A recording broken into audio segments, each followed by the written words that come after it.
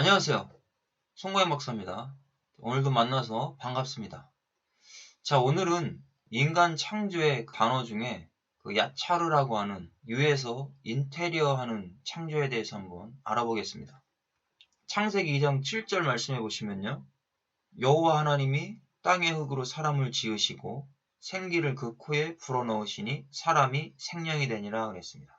자, 우리가 본문을 보면 이때 생명이 됐다고 하니까 영혼이 이때 들어갔구나. 이렇게 생각하시는 분들이 있습니다. 그런데 원문은 영혼이 이때 들어간 게 아니에요. 우리가 또 공부했잖아요. 창세기 1장 27절이 속사람. 속사람이 코에 들어갈 수가 없는 겁니다.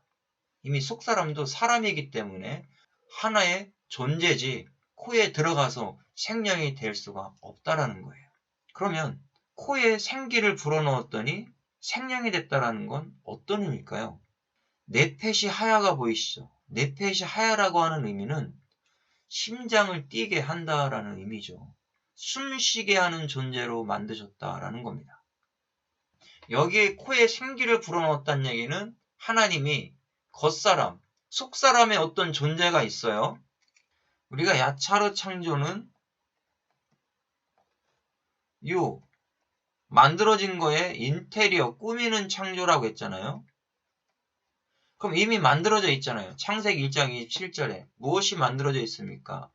하나님의 형상대로 속사람이 만들어져 있습니다. 그럼 이 속사람에다가 이제 꾸며야 될 거 아니에요. 이게 온전한 사람이 되기 위해서는. 그래서 흙으로 빚는 창조가 야차르 창조라는 것이죠. 그러면 이 속사람의 모습을 담고 있겠죠. 겉사람도. 거기에 꾸미는 거니까. 그것을 여기서 말씀해주고 있는 겁니다. 우리가 이 속사람의 정확한 형태는 알 수가 없죠. 겉사람이 눈으로 보이지 않으니까요. 그래서 여기에 야차르로 지으셨다라고 말씀하고 있는 겁니다. 그 야차르 창조를 하신 거죠. 무엇으로 야차르 창조를 하셨냐? 흙으로 빚어가지고 그 속사람의 형태 가운데 꾸며서 완전한 겉사람의 상태를 만들었다라는 것을 우리가 볼 수가 있는 겁니다. 그래서 저와 여러분들이 야차르 창조는 하나님이 흙을 빚어가지고 그 속사람에다가 역사하셔서 완전히 눈에 보이는 겉사람의 모습을 만든 창조가 야차르 창조입니다. 그리고 생기를 코에 불어 넣었다는 얘기는 숨을 불어 넣으신 거죠. 나파흐라는 단어를 썼죠. 그러니까 부풀리다라는 뜻도 있고요. 불을 붙이다, 숨을 내쉬다 이런 뜻이죠. 호흡하다. 생기를 넣었다는 얘기는 숨 쉴 수 있도록 하나님께서 겉사람의 모습을 딱 만들어 놓으시고 거기에 숨을 넣어주신 겁니다. 그러면서 지금 심장이 뛰게 되는 거죠. 그러면 하나님이 지금도 야차르 창조를 하실까요? 안 하실까요? 지금도 야차르 창조를 하고 계시죠. 지금 아이들이 태어나고 있잖아요. 인간들이 탄생이 되고 있잖아요. 이런 것들이 다 하나님께서 야차르 창조를 하고 계신다라고 하는 증거입니다. 자, 창세기 2장 5절에 말씀하고 있잖아요. 여호와 하나님이 땅에 비를 내리지 아니하셨고 땅을 갈 사람도 없었으므로 들에는 초목이 아직 없었고 밭에는 채소가 나지 아니하였으며. 자, 창세기 1장 27절에 남자와 여자를 이미 바라로 무에서 유로 만드셨잖아요. 존재 자체가 있었잖아요. 그런데 갑자기 2장 5절에서 없다라고 말씀하시잖아요. 왜 그렇습니까? 뭐가 없는 겁니까? 속사람의 존재는 있지만 겉사람의 존재가 없다라는 거죠. 그 겉사람의 존재가 없으니까 하나님께서 흙으로 빚어가지고 겉사람. 우리 겉사람은 이 세상을 경작하면서 밭을 갈면서 일을 해야 되겠죠. 그러나 속사람은 그 일을 할 수가 없잖아요. 그러니까 속사람의 자체만 가지고는 구원을 받을 수가 없는 거예요. 우리의 겉사람이 그래서 중요하다라는 겁니다. 우리의 이 겉사람을 통해서 속사람이 구원 얻는 역사가 일어나는 거고요. 하나라는 거죠. 동전의 양면과 같은 겁니다. 겉사람이 있으면 속사람이 있는 거고요.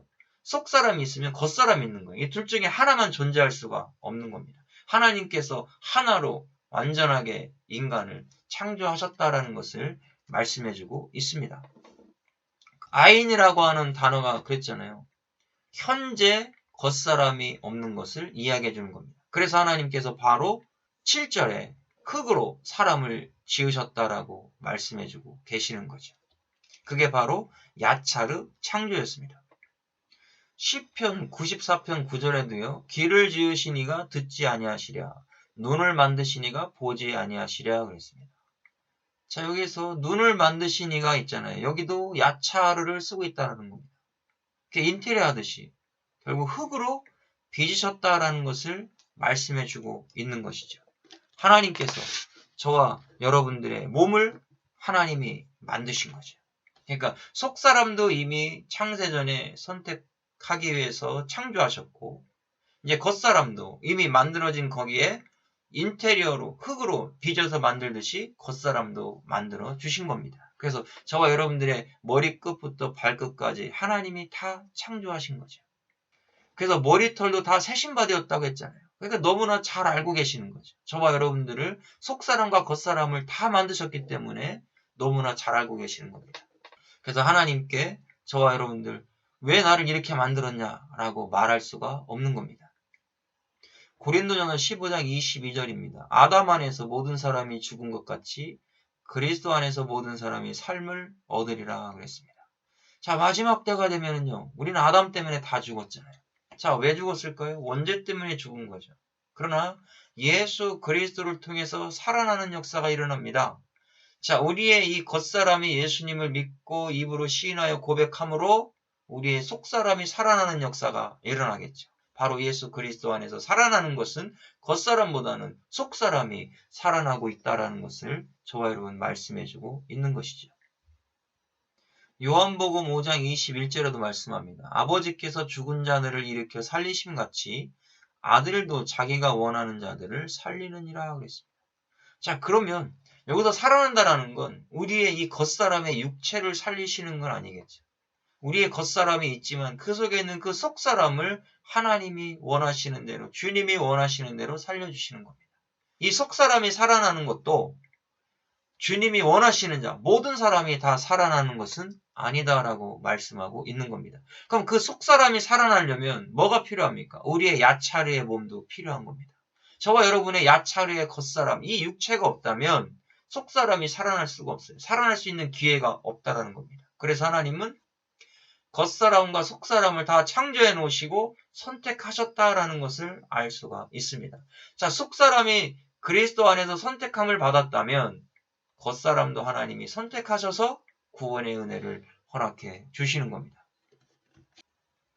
요한복음 17장 2절입니다. 아버지께서 아들에게 주신 모든 사람에게 영생을 주게 하시려고 만민을 다스리는 권위를 아들에게 주셨음이 이로소이다 그랬습니다.